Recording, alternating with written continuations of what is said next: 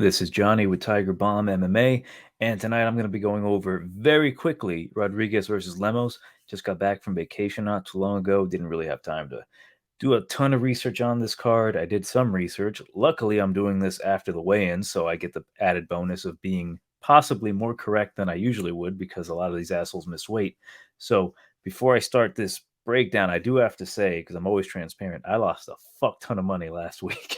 Too much money. Josh Frem fucked me pretty bad.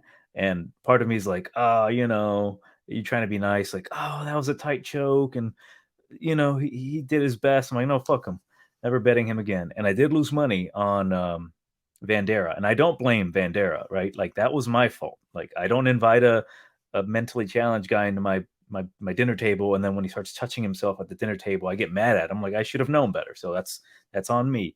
But it was a bad week. So I'm trying to recoup. I'm not going to go heavy on this one because, again, came back from vacation. I'm not super confident in a bunch of these guys, but it's worth a shot on some of these. But to start off the night, we've got a banger of a fight. And by banger, I mean I'm going to bang my fucking head on the table because I don't want to watch it. We've got Ramona Pascal versus Tamiris Valdal. Currently, the favorite is Valdal, the newcomer. Pascal, I didn't read her odds. Minus 135. Come back on Pascal plus 110. She missed weight. Valdal didn't miss weight. I saw a bit of her tape. Vidal. She's kind of sucky. Ramona's also very sucky. I'm going to take Ramona because she's the bigger girl. She missed weight. And I think it's going to do her some benefit. Like, she's not absolute dog shit. She's borderline dog shit, but I think she'll get takedowns. I think she'll do okay in the clinch. I mean, she got, beat up a little bit by Josiane Nunes, and Josiane can crack. Vidal, her biggest, I guess, way to win, I'm an idiot today, is just to kind of swing for the fences and try to knock her out. But Vidal or Pascal seems to have a decent enough chin, so I'll go with her by a decision. Next bout, we've got Jake Hadley versus Carlos Candelario. Candelario missed weight. I like Candelario, but for him to miss weight is kind of a bitch move. Funny enough, Jake Hadley got into the UFC on the Contender Series by missing weight, and he still got in, which is usually a no-no. He's a minus 270 favorite. Come back on Candelario plus 220. The odds I don't like at all for Hadley, him being, in the UFC, only one fight, fought Nascimento. He didn't get finished by Nascimento. He looked okay, but I just think his ground game is going to be a bit better than Candelario's. Candelario's kind of sloppy, but he's a bit of a dog. Him missing weight isn't going to help. Jake Hadley really needs a win at those odds unless he gets knocked out cold by Candelario, which I don't really see happening. I don't see Jake Hadley losing, so I'm going to go with Jake Hadley. I don't know if he'll submit Candelario. I'll fuck it. He's going to submit him round number 2. Candelario missing weight is not a good sign. I'll go with Candelario getting submitted round number 2. Next bout, we've got Johnny Munoz Jr. versus Ludwig Sholinian. Sholinian plus 200 come back on Munoz is minus 240. That's ridiculous. That's so stupid. He should not be that high. I do think I'm a fan of the guy, not because we share the same name and not because we're both, of the Latin persuasion, but I think he has some potential. Yeah, he's a bit raw. Yeah, he got knocked out his last fight by Tony Gravely. I didn't like that at all. I'm like, ooh, that's a bad look. I know he's working on his striking, on his boxing. His jiu-jitsu is good. He's a black belt. Shalinian, he's not necessarily, a very well-rounded guy. He lost to Jack Shore in his UFC debut. He's primarily a grappler from the Ukraine. Unless they, give him the win because he's Ukrainian, I don't see him winning. The only thing I can see happening is Munoz getting knocked out, which is kind of a shame because a Mexican without a chin is kind of depressing. So I'll go with Munoz to win this one by a decision. I do think it's going to be really close. I would not touch this fight. Next bout, fantastic fight, the sexiest fight of the night, if you exclude the Josh Parisian Chase Sherman fight. We've got Jin Frey versus Polyana Viana. The boys in the Discord, which you should follow, by the way, the guy who cannot be mentioned because, he'll get in trouble. He said something along the lines that, like, the moment Jin Frey stares at the tattoo on her chest, she'll get hypnotized and she'll lose. And I said something along the lines of, like, Polyana is for the boys because she put that tattoo right on her tits. So, of course, we're going to stare. Makes it easier. Jin Frey by decision. Polyana Viana by submission would be a really good prop. Jin Frey striking is going to be better. Polyana, she hits harder. She's more aggressive, but I think Jin Frey, despite being 37 years old, I think she's a little bit smarter. She's willing to grapple. I think she can survive on the ground. She is a plus 120 underdog compared to the minus 145 favorite of Viana. Viana really let a lot of people down against Tabitha Ricci. A lot of people predicted she would win that one. No, she just kind of got bullied on the ground. I predict Jin Frey, who's a very strong, very beautiful, very smart woman, and I love her. I think she wins this fight by decision. I'm pretty sure I'm going to be wrong. Next bout, we've got Mario Bautista versus the Golden Boy Benito Lopez, who missed weight. Benito, I don't think he has anything for Mario, right? Mario, his only loss by getting let me rephrase that. I was going to say his only loss was to Trevin Jones, but that's not true. I just remembered also they got submitted by Corey Sandhagen, which no shame in that one. Bit of a shame in the Trevin Jones fight, but he is really leveled up since those two performances, right? Like he submitted Brian Kelleher. He's on a different level right now, right? The guy striking is on point, very good with the volume, and him being able to submit Brian Kelleher, although he does get submitted a lot, is still a bit impressive. The fact that he's willing to take down a guy that dangerous on the ground and submit him. I just don't see Benito Lopez surviving this one. I do think he gets finished either in the first or the second round by honestly with Bautista right now, whether he's got the submission bug, kind of like I said about what's his name, Jesus Christ, the flyweight champion of the world. Oh my God, I'm gonna say Diego Brandao, Figueiredo. Like he can knock you out, but if he gets that submission bug, he'll try to choke you and steal the consciousness from your lungs. So I'm going to say knockout. I just don't think Benito's going to have anything on the feet. He gets hit too much. He's been away for a while. Minus 300 for Bautista and plus 250 for Lopez. I think it's still pretty much a bargain to get Mario Bautista to Batista bomb the shit out of Benito Lopez. Round number one. Next bout, Miranda Maverick versus Shanna Young. Shanna Young apparently made weight. I guess she cut her hair to make weight. I still don't think she's going to win, regardless, hair or not, unless her having a dyke haircut is going to give her the strength of a man. In this case, Miranda Maverick minus 650 come back on Shayna Young at plus 475. You do know the adage of a don't bet women's MMA, especially at those odds, unless it's like a Shevchenko or a Pena. Nunes. I got him confused for a second.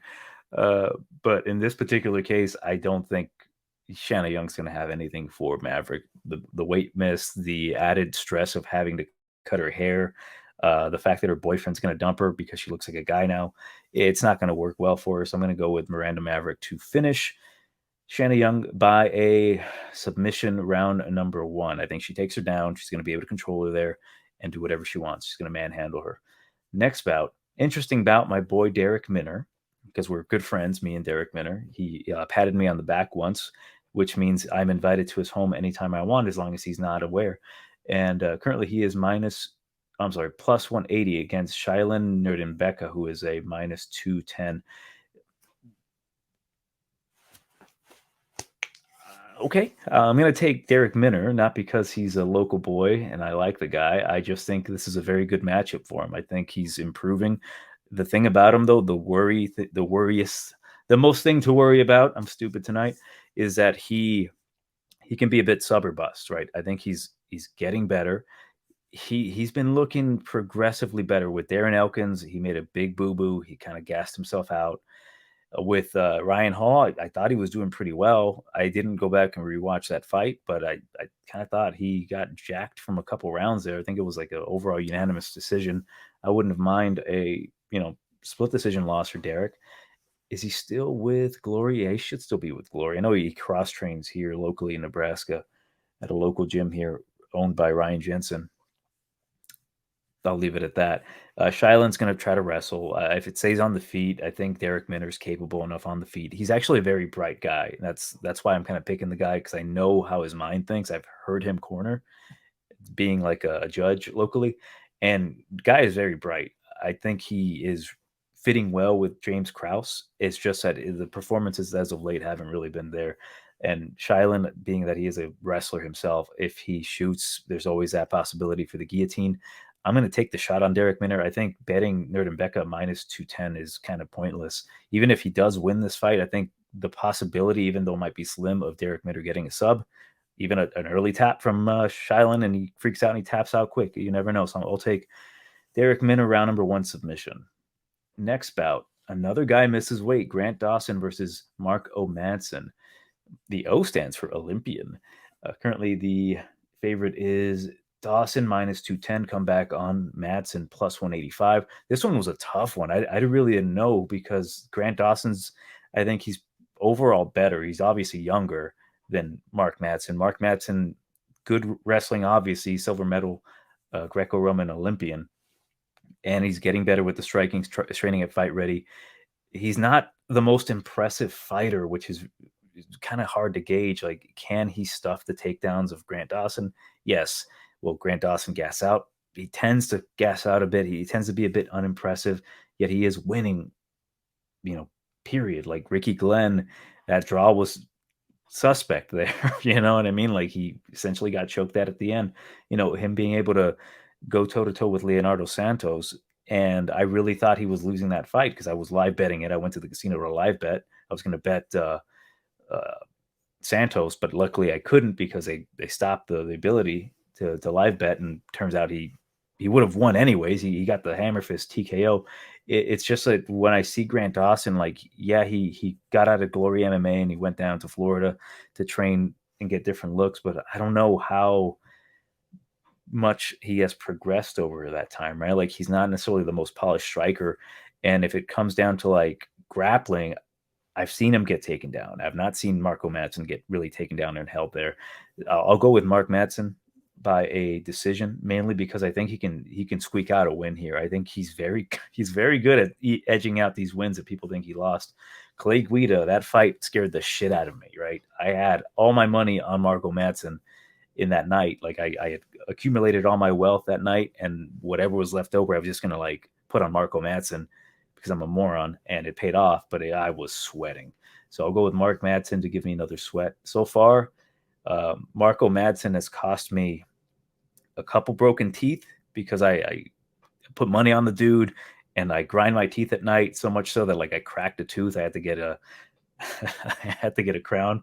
One particular fight, I actually cracked my tooth, and all the money that I made from betting Marco Madsen, I had to use to buy a crown. So we'll see what happens again. Next fight, we've got Tagir Ulanbekov versus Nate Maness. Minus 215 for Ulanbekov, if I may.